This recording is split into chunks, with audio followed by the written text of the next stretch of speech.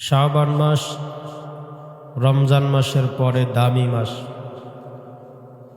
মুহাম্মদুর রাসূলুল্লাহ সাল্লাল্লাহু আলাইহি ওয়া আলিহি ওয়াসাল্লাম রমজান মাসের পরে সবচেয়ে বেশি যেই মাসে নফল রোজা রাখতেন, সবচেয়ে বেশি যেই মাসে ইবাদত করতেন, সবচেয়ে বেশি যেই মাসে নফল রোজা, নফল নামাজ, ইবাদতে রাত্রে জাগরণ যেই মাসে করতেন, এই মাস হচ্ছে এই শাবান মাস।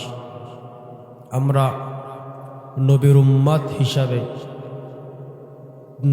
উম্মত হিসাবে এই শাবান মাসকেও আমাদের রমজানের পরে শ্রেষ্ঠ মাস হিসাবে ইবাদতে সময় কাটানো। আল্লাহর নবী যখন এই শাবান এবং রজব মাস আসত, আল্লাহর কাছে দোয়া করতেন, আল্লাহুম্মা বারিক লানা ফি রজব ওয়া শাবান, আল্লাহুম্মা বারিক লানা ফি রজব ওয়া শাবান ওয়া বাল্লিগনা রমাদান। আল্লাহর নবী বলতেন, রমজান আসার আগে আল্লাহর নবী দোয়া চালাইতেন 2 মাস পর্যন্ত, হে দয়ার আল্লাহ, রজব এবং শাবানের বরকত দাও, রমজান পর্যন্ত আমার হায়াত লম্বা করে দাও। সাহাবায়ে কেরাম শাবান মাস আসলে এত বেশি ইবাদত করতেন, রাত্রি জাগরণ করতেন। সাহাবীরা হযরতে আবু বকর রাদিয়াল্লাহু তাআলা আনহু এই শাবান মাসে সারা রাত দাঁড়াইয়া আল্লাহর কদমে সেজদায় পড়ে থাকতেন।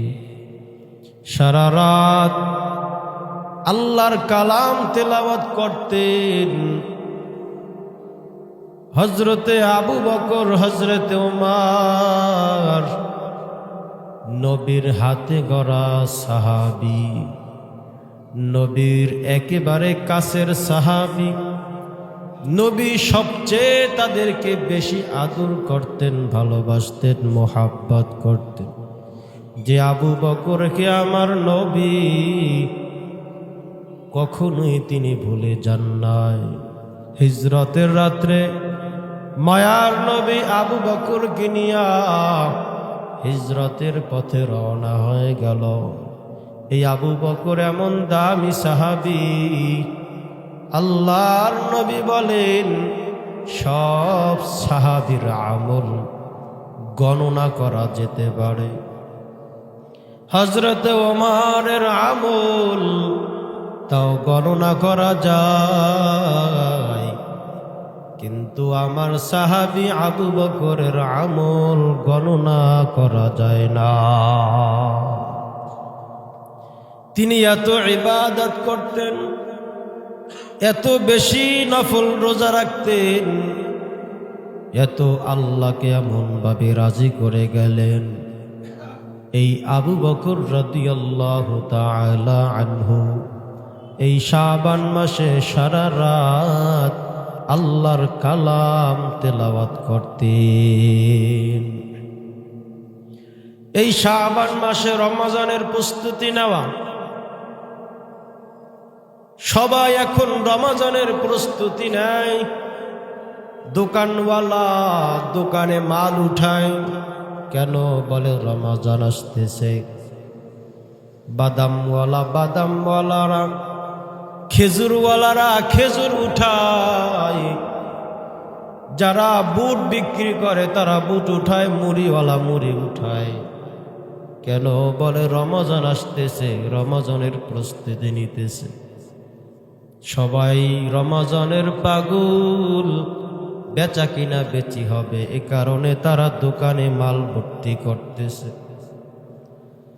কিন্তু যারা নবীর আশিক, যারা আল্লাহর আশিক তারাও কি রমজানের প্রস্তুতি নেয়? আমরা কতটুকু রমজানের প্রস্তুতি গ্রহণ করলাম? রমজান মাস এত কাছে, আর মাত্র অল্প কিছুদিন, হয়তো 10 দিন, না হয় 11। এই অল্প দিন মাত্র বাকি আছে রমজানের। এখন থেকেই রমজানের প্রস্তুতি নেওয়া, ইবাদতে সময় কাটানো, নামাজে সময় কাটানো, ইবাদত একটু বাড়িয়ে দেওয়া। মায়ার নবী রহমাতুল্লিল আলামিন বলেন, আমি নবীও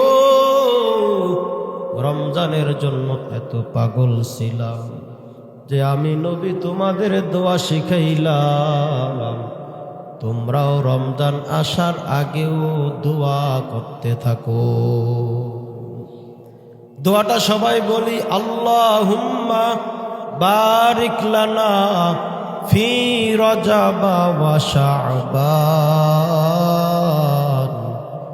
ওয়া বাল্লিগনা রমাদান। রমজান মাস আসতেছে, মহিলাদেরকেও একটু রমজান মাসে সুযোগ করে দেওয়া।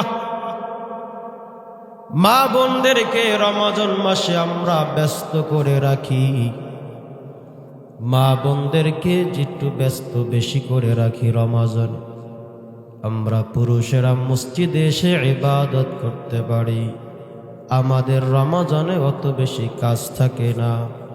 কিন্তু রমজান মাসে দোয়া কবুলের একটা মুহূর্তে মা বোনদেরকে আমরা এমন ব্যস্ত করে রাখি, মা বোনেরা ওই সময় ইবাদত করতে পারে না, না পারে জিকির করতে, না পারে তেলাওয়াত করতে, না পারে অন্য নফল ইবাদত করতে। দুপুর 3টা থেকে 4টা থেকেই তাকে লাগিয়ে দেয় ইফতারির আয়োজন। বুট বানাও, পেজু বানাও, চপ বানাও, বিভিন্ন জিনিস দিয়ে ইফতারি না করলে তাদের মন ঠান্ডা হয় না, দিল ভরে না। আমরা যদি একটু সচেতন হই যে আমরাও ইবাদত করি, এই ইফতারির মুহূর্তে দোয়া কবুল হয়, আমার বিবিকেও একটু সুযোগ করে দে, একটু সুযোগ করে দেই। কিন্তু না, তাদেরকে আরো চাপিয়ে দেয়। হয় নয় আগামীকাল আরো বাড়াবা, আগামীকাল আরো আইটেম বাড়বে, তো তারা এগুলো নিয়ে ব্যস্ত থাকে, আর ওই ইফতারির আগে আর দোয়ার কথা ভুলে যায়। এজন্য নিজেরাও ইবাদতে সময় কাটানো বের করে নেওয়া আসা, এবং নিজের পরিবারে যারা আছে, মা বোন যারা আছে, তাদেরকেও বুঝিয়ে বলা যে তোমরা এই রমজান মাসে ইফতারি বানাইতে গিয়া যেন আল্লাহকে ভুলে না যাও। সামনে আসতেছে নির্বাচন, আর অল্প কিছুদিন বাকি। নির্বাচনের গরম হাওয়া যেন প্রত্যেকটা মানুষের সিনায় ঢুকে গেছে। না আছে নামাজ, না আছে কিছু, না আছে রমজানের খবর। কি এক পাগল হয় ঘুরতেছি মাত্র কয়েক দিনের জন্য, কয়েক দিনের মোহাব্বত, অল্প কিছু টাকার জন্য, অল্প একটু আনন্দের জন্য, নেতারে ফুলের মালা দেওয়ার জন্য নিজের লম্বা সময় আখেরাতকে আমরা হারাই ফেলতেছি। নিজের অনন্তকাল এই সময়টা আমরা হারিয়ে ফেলতেছি, খবরও নাই যে আমাদের রমজান একেবারে কাছে। এত দৌড়াই, এত দৌড়াই। দেখবেন এই যারা পাগল নির্বাচন নিয়ে, নেতার জন্য যারা পাগল, এরা দেখবেন ঠিক মতো নামাজও পড়ে না, রোজাও রাখবে না। এদের এই খবর নাই, কারণ নেতার গলায় ফুল দিতে হবে, এই ব্যস্ত। আমাদেরও যেন দুনিয়ার ব্যস্ততার মধ্যে না ফালাইতে পারে। আর শয়তানও আমাদের পিছনে এমন ভাবে লেগে গেছে, শয়তানও আমাদের ধোঁকা দেয়। রমজান ভুলিয়ে ফেলায় যে রমজান এখনো অনেক দিন বাকি, অনেক তোমার স্বপ্ন, এগুলো শয়তানে আমাদের ধোঁকা দেয়। কিন্তু না, যারা আল্লাহর প্রেমিক, আল্লাহর আশিক, তারা এই সুবর্ণ সুযোগ কখনো হারিয়ে ফেলায় না। আমাদের সব চলতেছে, কিন্তু রমজানের রোজা আমাদের হয় না, রমজানের প্রস্তুতি হয় না, রমজানের জন্য আমরা প্রস্তুতি নেই না। রমজানে একটা নফল ফরজের সমান সব 70 গুণ সব বেড়ে যায়। যদি কেউ বলে ভাই তুমি কাজ করো, বলো কত টাকার, বলে 1000 প্রতিদিন, বলে কালকে যদি কাজ করো তুমি 1000 টাকাকে 70 গুণ বাড়িয়ে দেওয়া হবে। তাহলে ওই মানুষটা কেমন প্রস্তুতি নেবে যে আমার আগামীকাল যদি আমি কাজ করি আমাকে 1000 দেবে না, 70,000 টাকা আমারে দিবে, 70,000 টাকা আমারে দিবে। তাহলে ওই মানুষটা তো রাত্রিবেলা ঘুমাইতে পারে না, ভালো করে খানা খেয়ে নেয়, জানি আগামীকাল আমি সুন্দর মতো কাজ করে নিতে পারি। এ নবীর আশিকের দল, তোমরা যারা আল্লাহর আশিক, আল্লাহর পাগল, আমাদেরও বুঝতে হবে এখন একটা নফলের সব একবারই হয়, একটা ফরজ একটা সওয়াব। কিন্তু রমজান মাস আসতেছে, এক নফলে ফরজের সওয়াব বাড়িয়ে দেবেন কে? জোরে কও। আল্লাহ বাড়িয়ে দেবেন। অতএব এই রমজান আসতেছে, এখন থেকেই প্রস্তুতি নেন। আমি যেন রমজানে আল্লাহর কাছে তৌফিক কামনা করেন, আল্লাহর কাছে দোয়া করেন, হে দয়ার মালিক আমাকে রমজান পর্যন্ত আমার হায়াত লম্বা করে দেন। আল্লাহুম্মা বারিক লানা ফি রজব ওয়া শাবান ওয়া বাল্লিগনা রমাদান। নবীর সাহাবীরা নাই ছিল তাদের খানা, নাই ছিল তাদের বস্ত্র, ছিল না তাদের তেমন কোনো বাড়ি ঘর, কিন্তু ইবাদতে এমন ভাবে রাত্রি জাগরণ ছিলেন, এমন ভাবে ইবাদত করতেন যেন তাদের দিলটা বড় শান্তি পায়। তাদের খানাও ছিল না ঠিক মতো, ঘুমানোর সুন্দর বিছনা ছিল না, টাকা পয়সার মালিক তেমন ছিলেন না, কিন্তু আল্লাহর মোহাব্বতে তারা সারা রাত কাটাইয়া দিত। এরকমের একজন সাহাবী ছিলেন, নাম তার আব্দুল্লাহ। প্রতিদিন প্রতি ওয়াক্ত নামাজে সবাই মসজিদে যায়, কিন্তু আব্দুল্লাহ মসজিদে আসে না। নামাজে যখন দাঁড়াবে তাকাইয়া দেখে আব্দুল্লাহ দ্রুত সুইটা মসজিদে হাজির হয়ে যায়।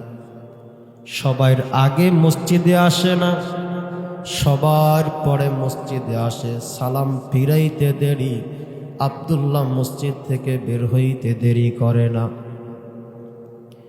অনেক দিন হয়ে গেছে, নামাজে সবার শেষে আসে। নামাজ শেষ হওয়া মাত্রই আব্দুল্লাহ মসজিদ থেকে বের হইয়া চলে যায়। কয়েকজন সাহাবী এটা লক্ষ্য করে মায়ার নবীকে জানাইলেন, ও নবী আমার, আব্দুল্লাহ সবার পরে আসে, নামাজ শেষ হওয়া মাত্রই আব্দুল্লাহ দৌড়াইয়া বের বাড়ি চলে যায়। মায়ার নবী ডাক দিয়া বলে, আমার আব্দুল্লাহর কি হইল? কেন সবার শেষে আসে, সবার আগে চলে যায়, একটু খবর না? না সাহাবী তোমরা না, আমি মায়ার নবী আমার সাহাবী আব্দুল্লাহর বাড়ি যাব। মায়ার নবী কয়েক সাহাবীকে নিয়ে আব্দুল্লাহর বাড়ির দরওয়াজায় হাজির। গিয়া ডাক দিয়া বলে, হে আব্দুল্লাহ, ঘরে কি আসো? আমি নবী তোমার দরওয়াজায় হাজির। আল্লাহর নবী ডাক দিল, আব্দুল্লাহ ঘর থেকে দরওয়াজা খুলে না, কোনো আওয়াজ দেয় না। দ্বিতীয়বার আবার ডাক দিয়েছে, ঘরে কি আব্দুল্লাহ আসো? আমি রহমাতুল্লিল আলামিন হাজির হয়ে গেছি তোমার ঘরের দরওয়াজার সামনে। দ্বিতীয়বার ডাক দিছে, ঘর থেকে কোনো আওয়াজ নাই। তৃতীয়বার আবার ডাক দিছে, আব্দুল্লাহ, ঘরের মধ্যে কে তুমি নাই? আমি মায়ার নবী তোমার ঘরের দরওয়াজায় হাজির। তুমি কি একটু আওয়াজ পাও না? দরওয়াজাটা খোলো। ভিতর থেকে কোনো আওয়াজ নাই। ভিতর থেকে আওয়াজ না পেয়ে তিনবার ডাক দেওয়ার পরে নবী ডাক দিয়া বলে, ও সাহাবীরা, আমার আব্দুল্লাহ মনে হয় বাসায় নাই, চলো আমরা আবার মসজিদে চলে যাই। কিছুক্ষণ পরেই নবী যখন চলে গেলেন, আব্দুল্লাহ ঘর থেকে বেরোইয়া মায়ার নবীর সামনে আইসে ডাক দিয়া বলে, ও পয়গম্বর, বেয়াদবি মাপ চাই, ক্ষমা চাই। ওগো নবী, আপনি আমার বাসার সামনে গেছিলেন, দরওয়াজার সামনে আপনি আমাকে ডাক দিছেন, আমি তাও শুনতে পেরেছি। একবার না, দুইবার, তিনবার আপনি আমাকে ডাকলেন, আমি শুনছি। নবী গো, আমি যে আপনার সামনে বের হব, এমন পরনে আমার কোনো কাপড় ছিল না। ও নবী, আমার ঘরের মধ্যে কোনো জামা কাপড় নাই যে আমি আপনার সামনে হাজির হব। মায়ার নবী ডাক দিয়া বলে, আব্দুল্লাহ, বলো তুমি কেন সব সময় প্রতিদিন প্রতি ওয়াক্তে নামাজে সবার পরে আসো, সবার আগে চলে যাও? আব্দুল্লাহ চোখের পানি ফালাইয়া মায়ার নবীকে ডাক দিয়া বলে, ও পয়গম্বর,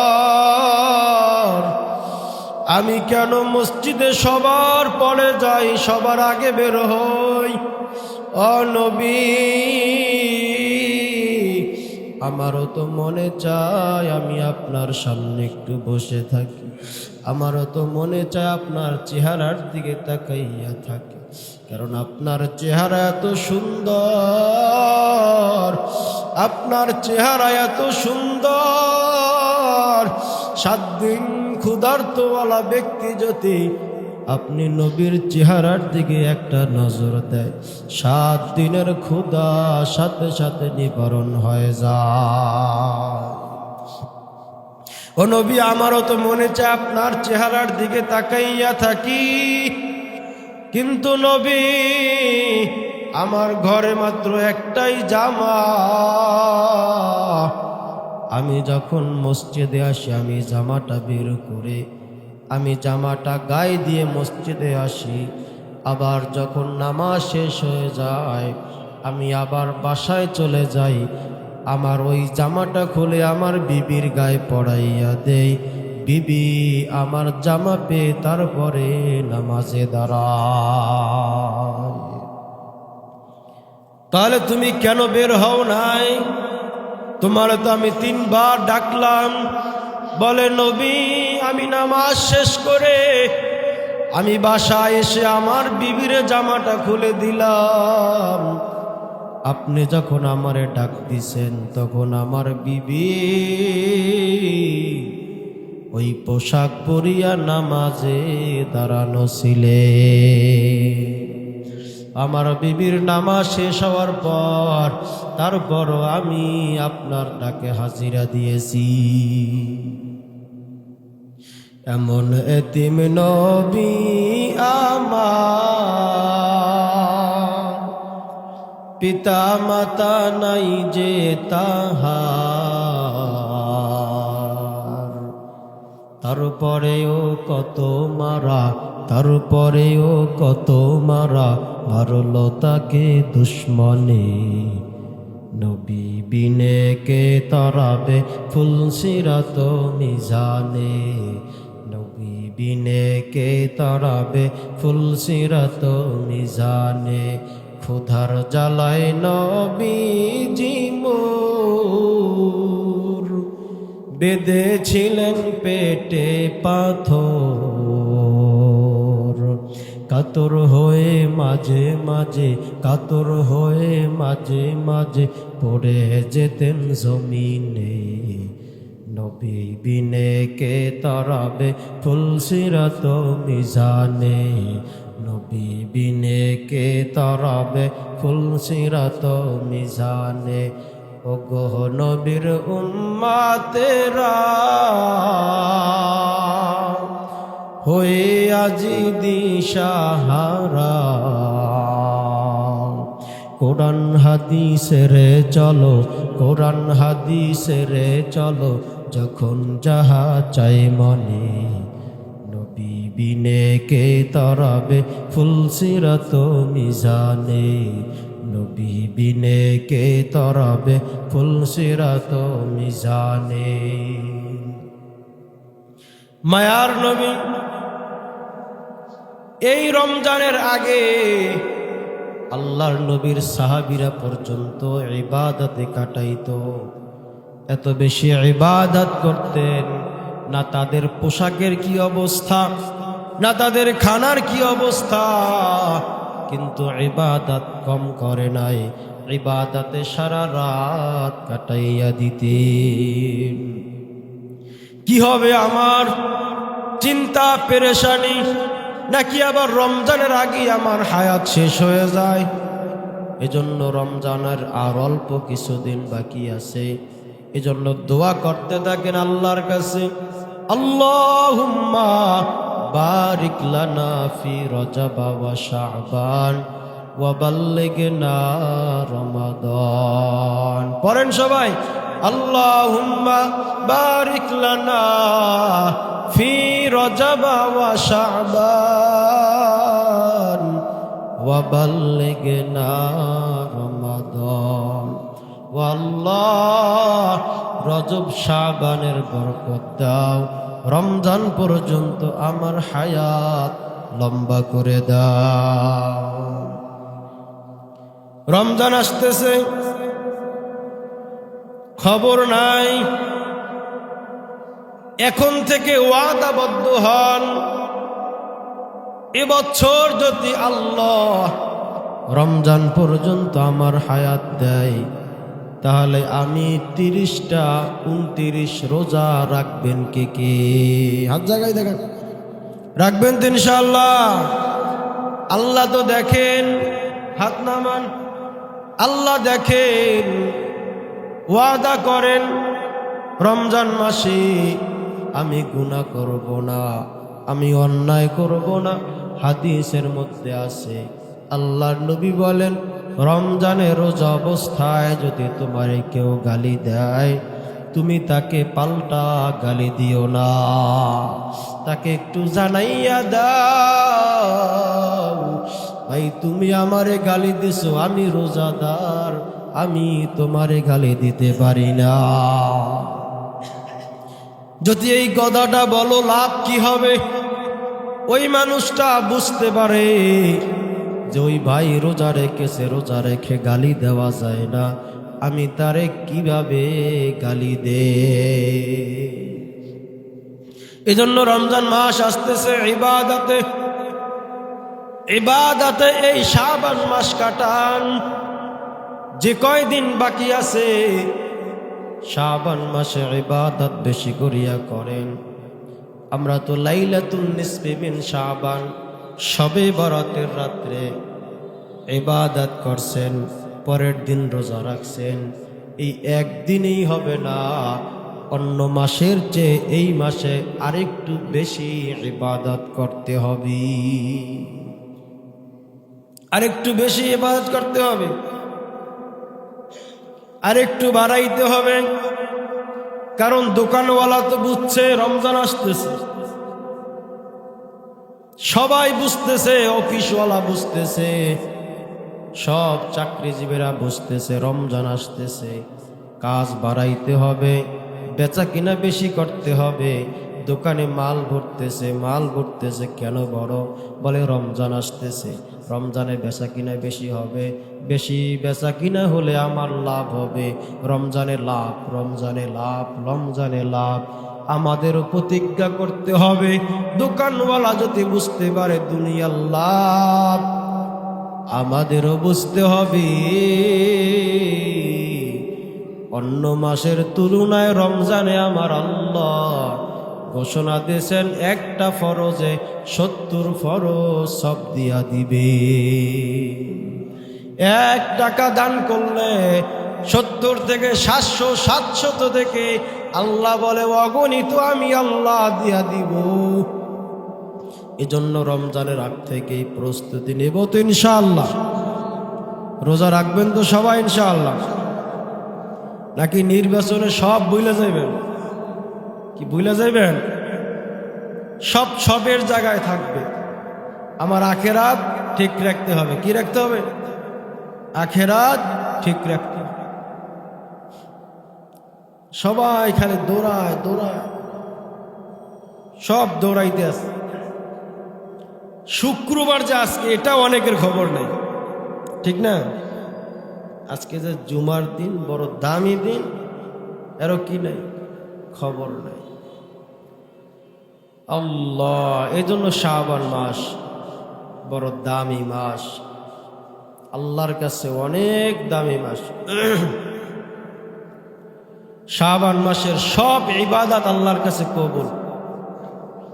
রমজান মাস আসতেছে, রমজানের উসিলা করে আল্লাহ তাআলা যেন আমাদেরকে মাফ করে দেন, পড়ি আমিন। রমজানের আর অল্প কিছুদিন বাকি, এজন্য রমজানে আমাদের এখানে তারাবি হবে, খতম তারাবি হবে, পর্বত ইনশাআল্লাহ, খতম তারাবি। তারপরে রমজানের রোজা। এখন থেকেই আনন্দ সবার ভিতরে থাকতে হবে যে আমার রমজান এখন কাছে, আমি ইবাদত বাড়িয়ে দিতে হবে, আমার অন্যান্য কাজ আস্তে আস্তে কমিয়ে দিতে হবে। রমজানে যারা কোরআন পড়তে পারেন না, কোরআন শেখার চেষ্টা করবেন। রমজানে যারা অন্য অন্য মাসের যে অনেক নামাজ ছুটে গেছে, এগুলো আস্তে আস্তে কাজা করে ফেলবেন। রমজান মাসে বেশি ইবাদত করতে হবে, তেলাওয়াত বেশি করবেন, জিকির বেশি করবেন। রমজানে অনেক সময় বের হয়ে যায়, অনেক মানুষ অনেক কাজ কমিয়ে দেয়। আর যারা দুনিয়াদার, দুনিয়া লোভী, তারা রমজান মাসকে দুনিয়ার ভিতর ব্যস্ততা লাগায় রাখে। এজন্য অনেকে বলেন যে রমজান মাস তোমাকে দামি বানাইব, হয়তো দুনিয়াদার, দুনিয়ার ওলাদেরকে দামি বানাইব, না হয় আখেরাতি যারা আখেরাতকে মজবুত করতে চায় তাদেরকেও কামিয়াবি করে দিবে, তাদেরকেও লাভবান করে দিবে। যারা দুনিয়ার ব্যস্ততা, রমজানে বেশি কাজ করে, ব্যবসা বাণিজ্য বেশি হয়, তাদেরকে দুনিয়ার লাভবান বানিয়ে দেবে। আর যারা আখেরাতের কাজ করে, রমজানে ইবাদত বেশি করে, তাদেরকেও এই রমজানে কামিয়াবি বানায় দেয়, লাভবান বানায় দেয়। এই এক রমজানে আল্লাহ তাআলা গোটা জিন্দিগির ইবাদতের চেয়ে এক রমজানে ইবাদত আল্লাহর কাছে বেশি দামি হয়।